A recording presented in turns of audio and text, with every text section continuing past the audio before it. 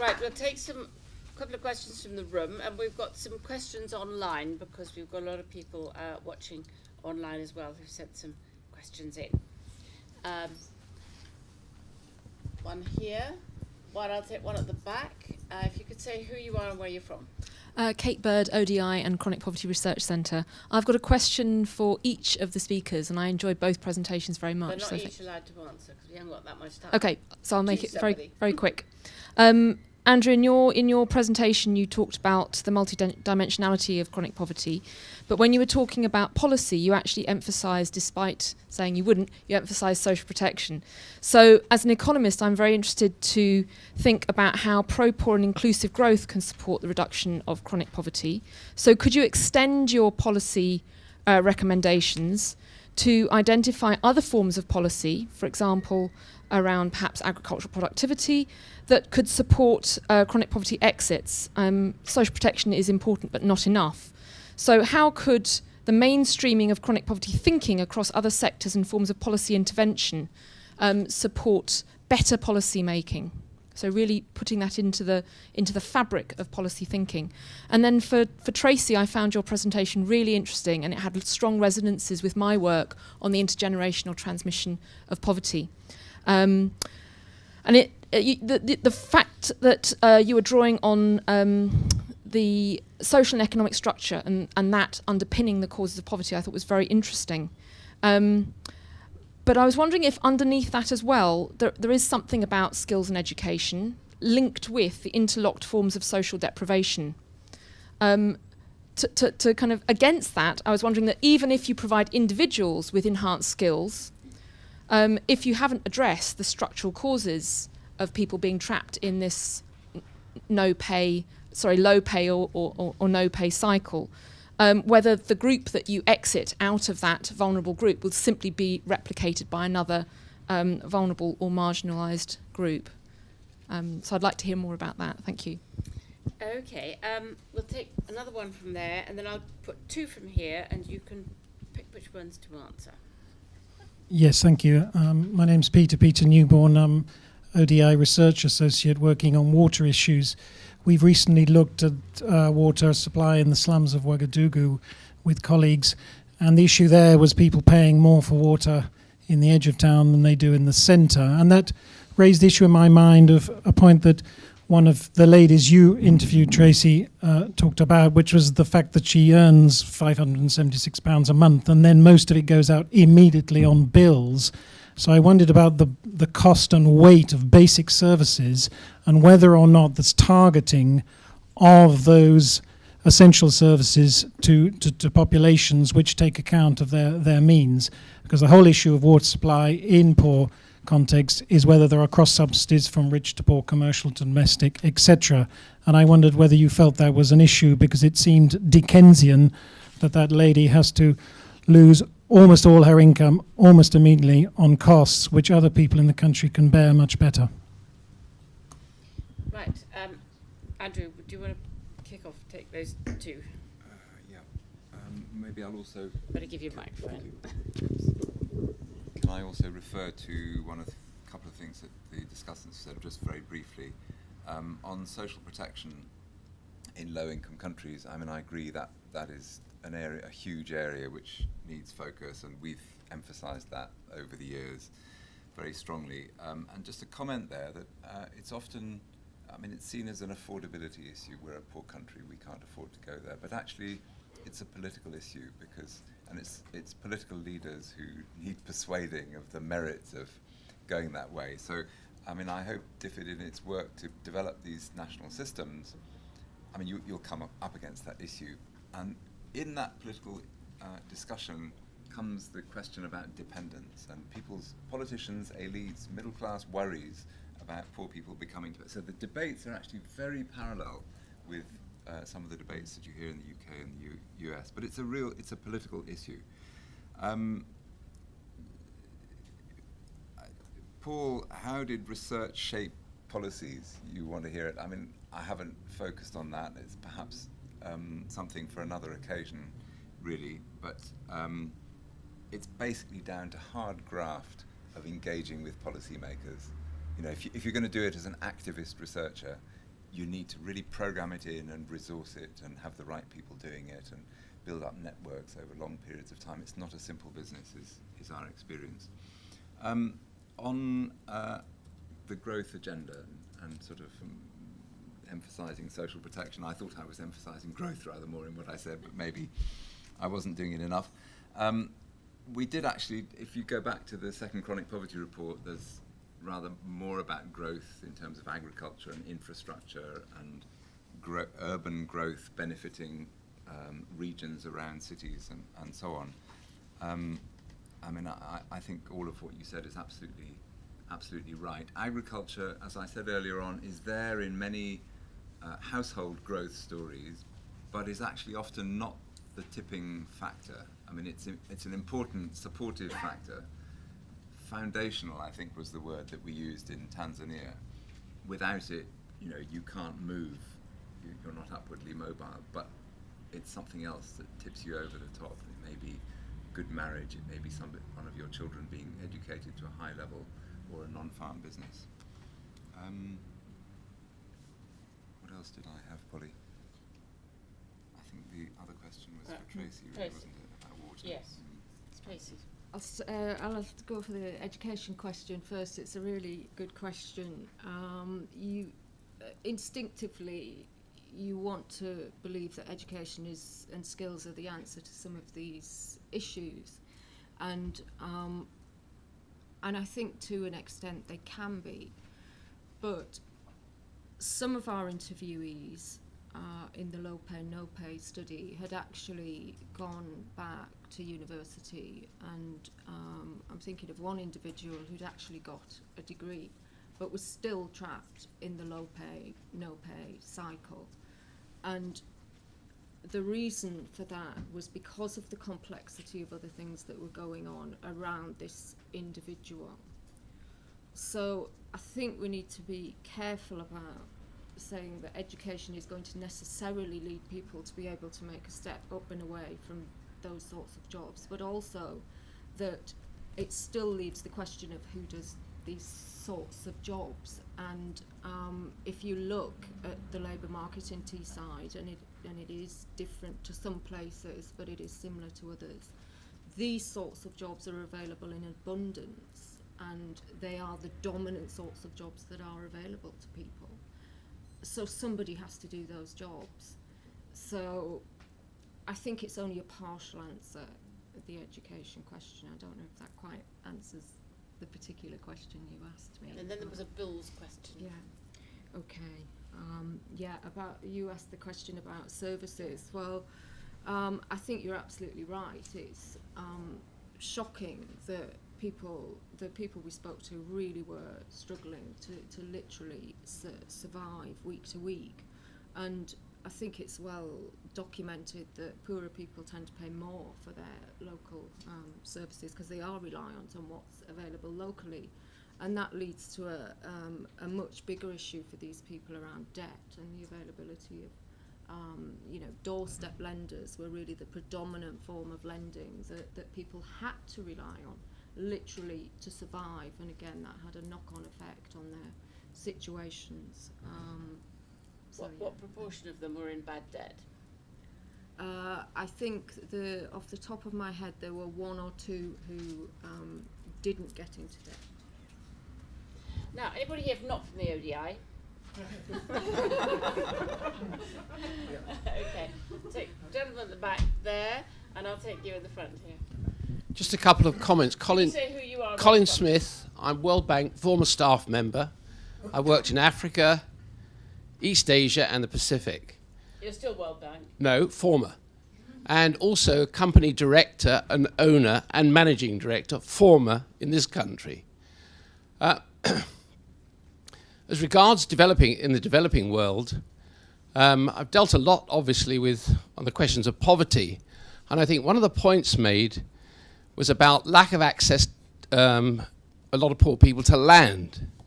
Now, in my working life, I've seen the availability of land through population growth in many areas diminish to the point where it actually is barely an asset to people who get it, if it's divided equitably.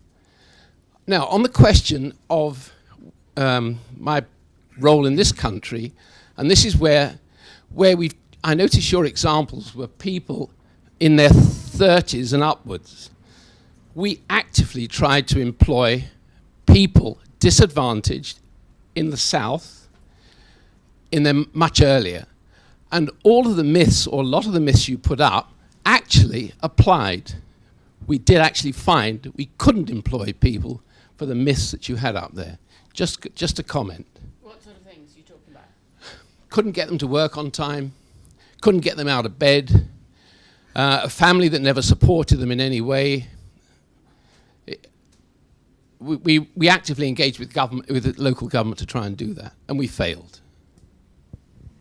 So, just a comment. Thank you. It was lady in the front here.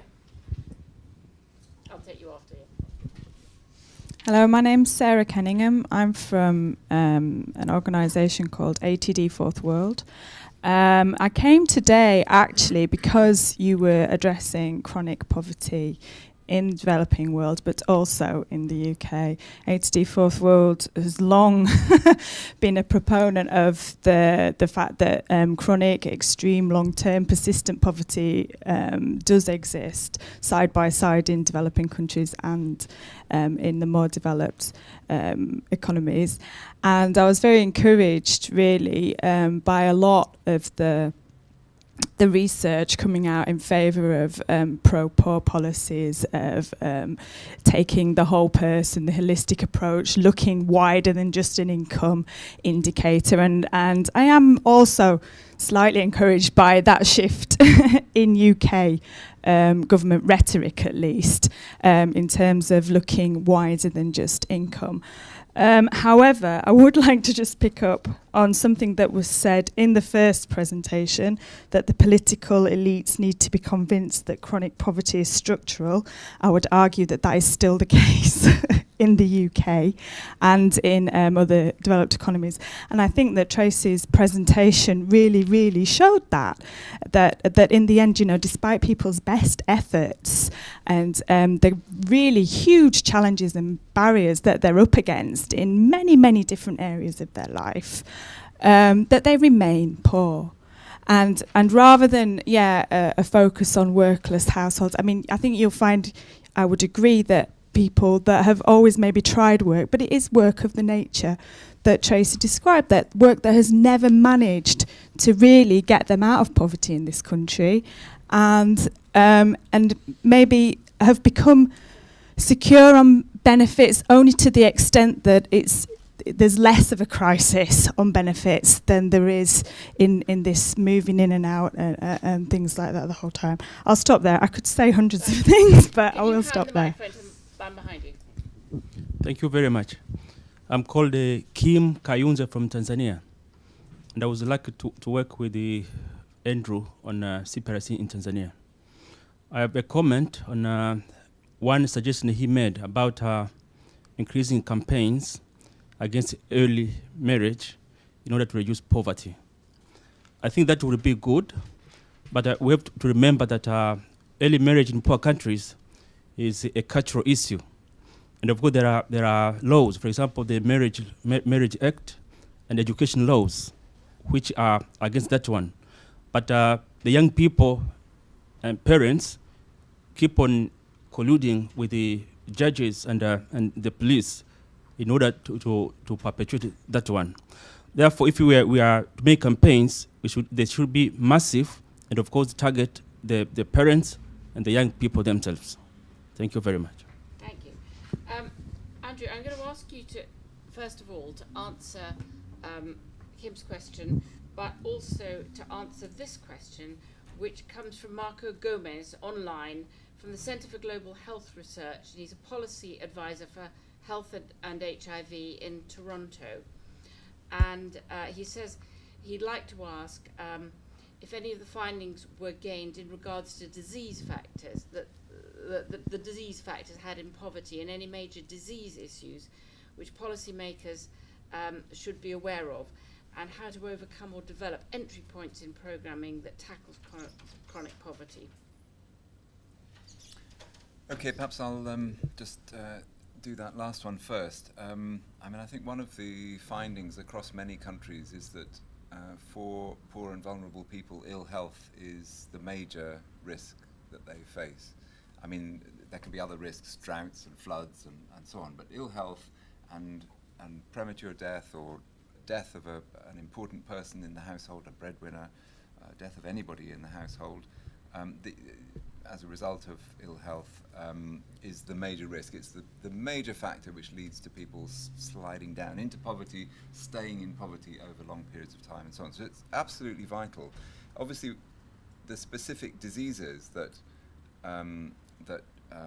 achieve this vary from place to place, but if I was to single out one, malaria would be an incredibly common one, and one which really, I mean, the world is now beginning to address it through bednet programs and other programs, but for decades has avoided addressing it extraordinarily.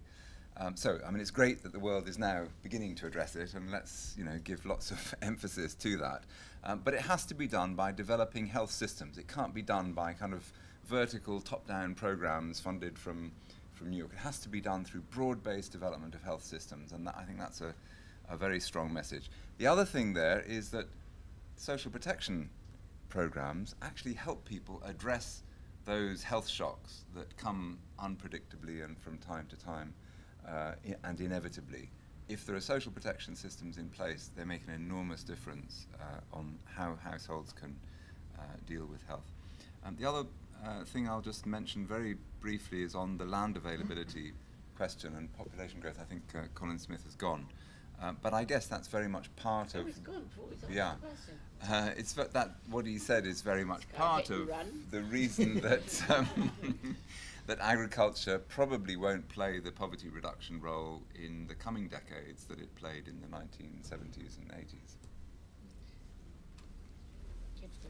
Kim's question, I mean, yes, I can only agree that these campaigns have to be very intelligently designed and both respecting and understanding the cultural issues that are there. I'm not suggesting that they should be brought in from outside in any way. I mean, they have to be developed actually within a society. It's not something that outsiders can do.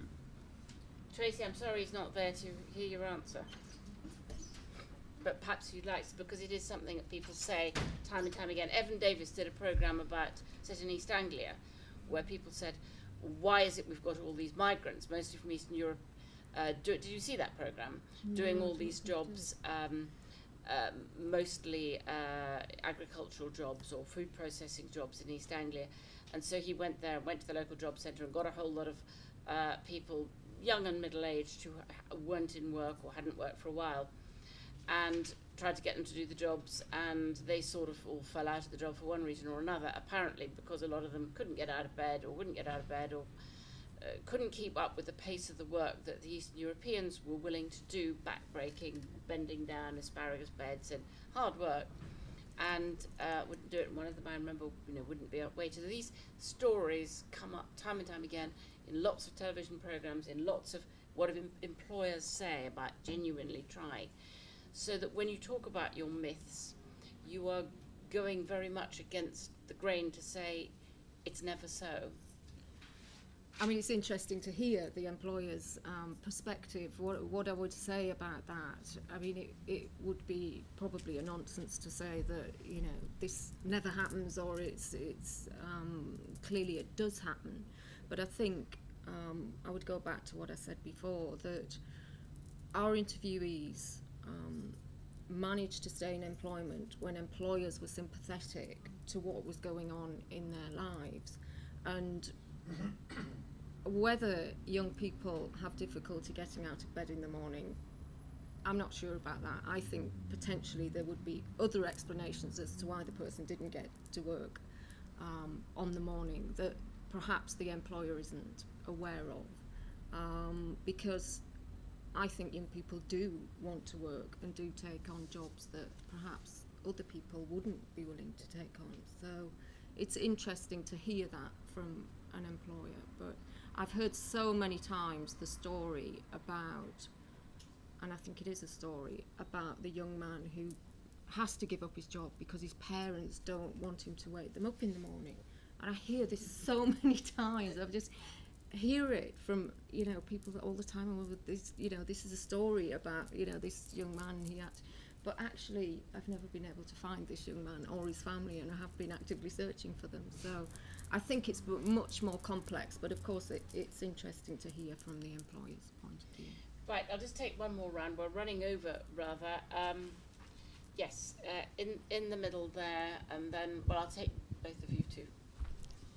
Hi, I'm Annie Feltham. I'm an ex-DFID employee, and I was a consultant, and I've made the jump into working in the UK. And so I asked the question, how was our development skills relevant for working in the UK? And they are, and that's was quite an interesting story for me. So I'm listening to what it is that we as development professionals can bring, practitioners rather, researchers can bring in. And I think one of the things that is really interesting is that we come in with a holistic perspective. And I think this is really important for the UK. And also we come in as certainly as practitioners, as having to find an answer, you know, what are you going to do about it?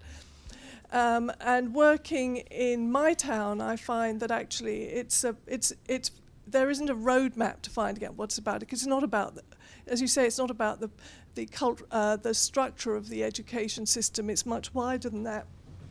And so a lot of finding answers to this is very serendipity. And actually finding the entry points, because our system has been so centralised and is both centralised and fragmented, which is a rather weird combination, that actually from asking the sorts of questions that we would take for granted is much more problematic when you're doing it at the grassroots level. And I actually find that quite fascinating. And I thought I would give it a go. And I give it a go at a practical level by getting myself onto a borough council and also being in an infrastructure NGO vice chair. And that then it's whether you can set up that whole network of serendipitous relationships at the local level, so that you can actually investigate change, which is at the grassroots level more appropriate, which is why I was very interested in what you're saying, Tracy. And I think my plea is that we do more of this, because it's actually quite unusual to get the people who work in overseas and the people who work in the UK together. And from that point of view, I found this quite interesting, but I'd like more of it. Thanks. Okay. You pass it over that way. Andy Rutherford, with One World Action until, well, last week. Sorry? One World Action until just a couple of weeks ago. There's a lot of stress in your presentation, Andrew, about this sort of almost embarrassing success about the take-on of social protection issues over the last decade. But it's to be flaunted, and it's fundamentally important.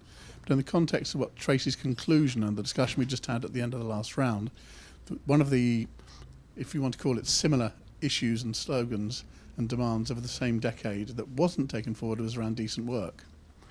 And your concluding slide, in a sense, is the answer to many of the questions as well.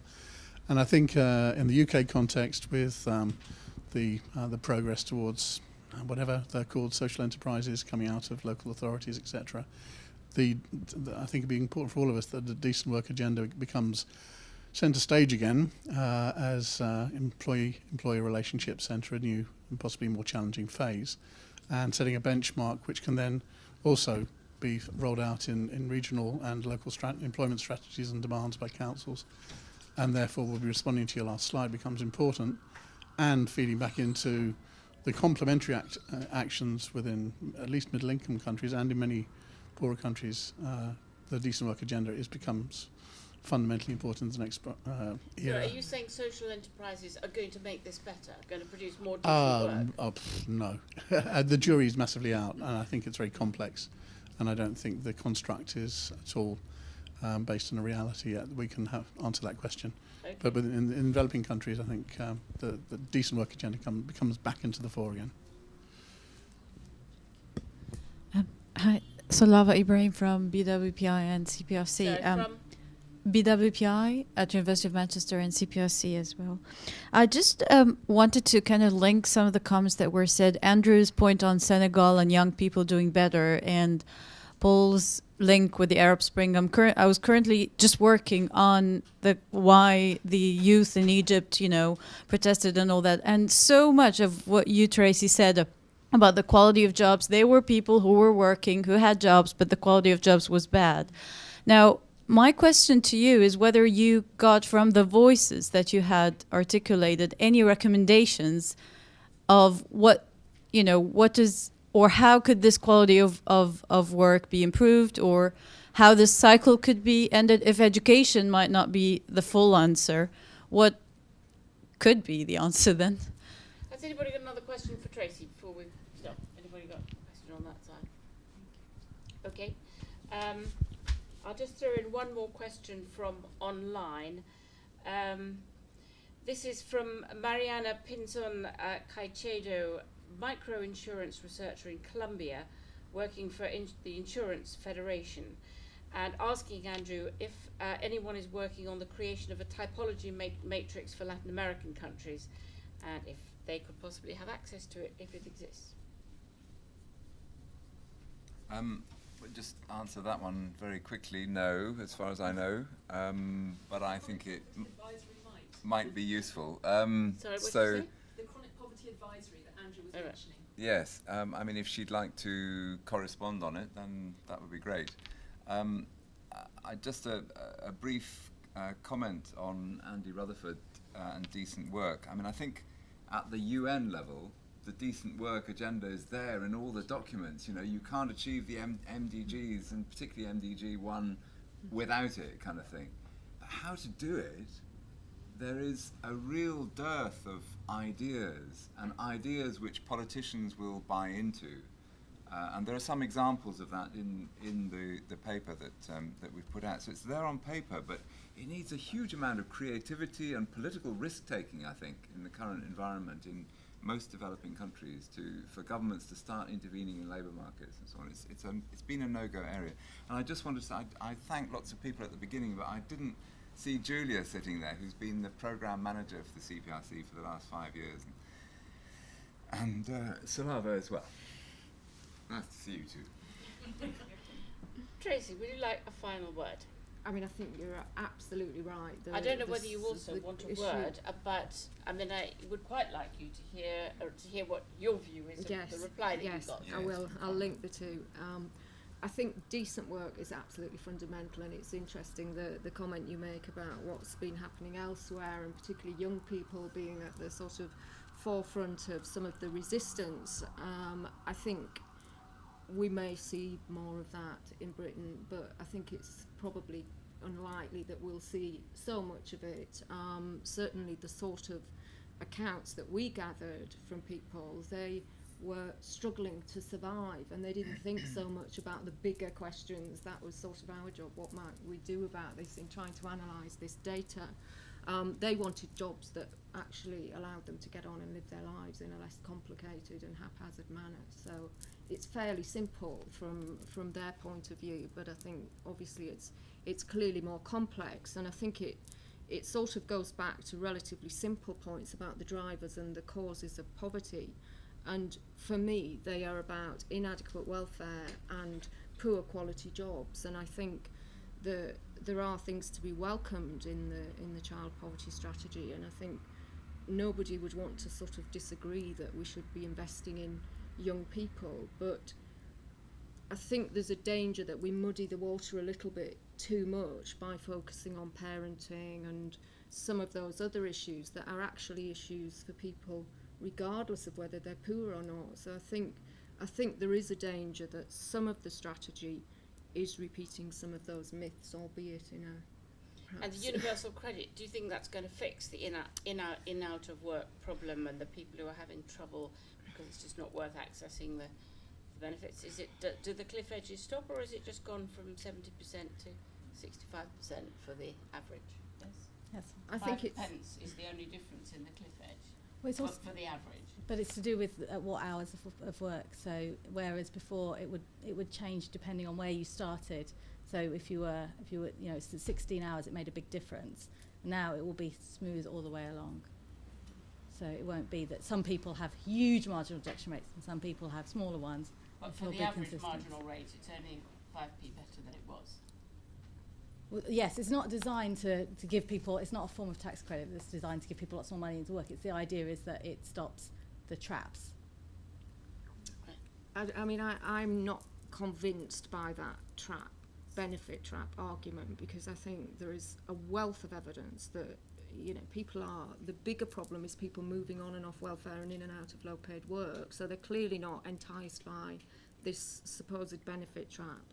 I think there are some positive things, but it remains to be seen, and I think the movements towards making work pay are too slow and not enough, basically. I think it needs to go further. Thank you very much. Thank you all for coming, and could we say thank you very much to the panel, and particularly our civil servants. It's always very good to have them come along. Yes, and fantastic. respond. Thank you very much indeed. Much. Yeah. And thank you to you too, Polly, for chairing very nicely and making sure we all had our say. Thank you.